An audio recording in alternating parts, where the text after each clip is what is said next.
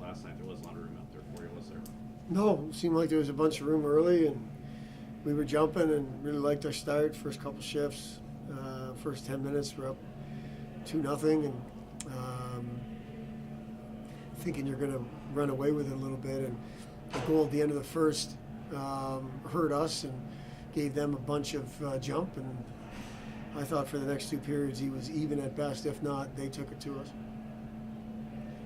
In special teams again tonight, power play really seemed to struggle there, but towards the end you had some better shots. Yeah, the mentality of our power play right now is not very good. They're going out there with the wrong mindset, and Bemidji State doesn't stand there and watch you pass it around. They come after you, and when you go out there with the wrong mindset and you've got an aggressive penalty kill, you get what you get. And I thought we killed penalties fine. I really didn't like that goal at the end of the first period. I don't think it's a puck that should be going in our net. I thought our power play had a chance to really get some momentum for us and widen the gap in terms of the score, which potentially not makes them go away, but it makes it not as much of a game. And our power play guys just didn't do that. And again, the mentality isn't very good right now. We're well under 20%, probably closer to under 15 for this segment, and it's got to get better.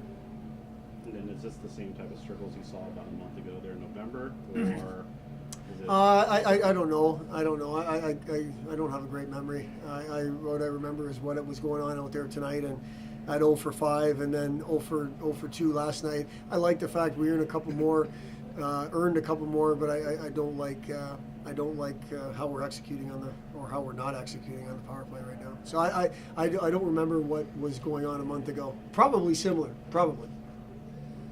You took a time out there in the third period. Coach, what was the message to the team? Only 5 shots on goal there in the third. Were you trying to encourage them like they had a little jump late? We were trying to get them to play with some poise, and we couldn't convince them of it. We just kept turning pucks over, and whether it was at their blue line or at ours, guys that we count on just not getting the job done. And from a coaching standpoint, all you can do is talk about it and have it in their mind for when the next time they jump over the wall. And either they're not listening or they're just not able. I'm not sure. I'm not sure which it is, but we didn't do it. We consistently turned pucks over in bad areas and gave the other team momentum. And obviously, like anybody else, they're capable of taking advantage. And then the bench got short. We got a couple of guys banged up there and couldn't play, or at least needed some time. The timeout was primarily because we couldn't get the puck out, and then we iced it. And I should have called a timeout the first time. In hindsight, that's my fault. I gave that line the benefit of the doubt, and then they got hemmed in there again, and they had to ice it again, and then we had to call the timeout. So it wasn't the timeout wasn't to send a message. The timeout was to give us give us a second to breathe, because they were taking it to us pretty good. I know you talked about last night's performance and full marks to Bemidji State and what they were able to do.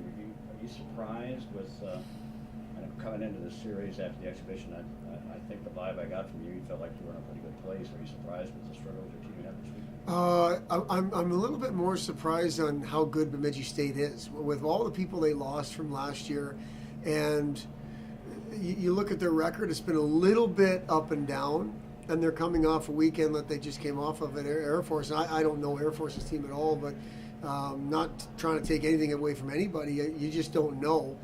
I did see what Minnesota State, when they went into Bemidji, what that series was like, and how back and forth it was. So I shouldn't have been surprised. I know their coaching staff, their program every year is really strong, and man, that's a good team out there. They haven't missed a beat. Those 3 senior D are as good. 20 and 29 are as good as 2D there is in this league, if not 2 of the better ones. And then number 2 probably gets overlooked as a senior, but he's defending and they're playing hard minutes, and that's a really good team.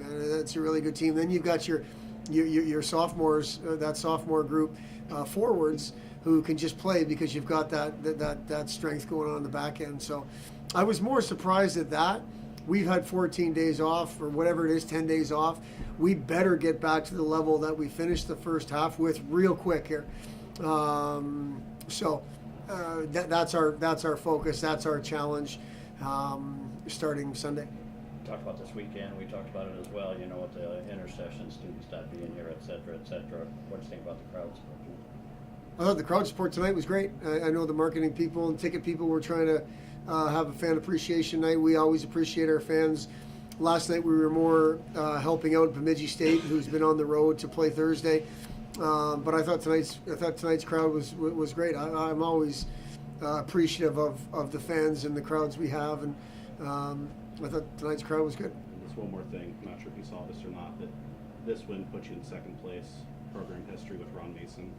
Just any thoughts about Who's that? Me? Yeah. Wow. No, I don't even deserve to be in the same breath as Ron Mason as far as a coach, and then the coach above Ron. Obviously, he's royalty as far as Jerry York's concerned around here. I'm not in that conversation.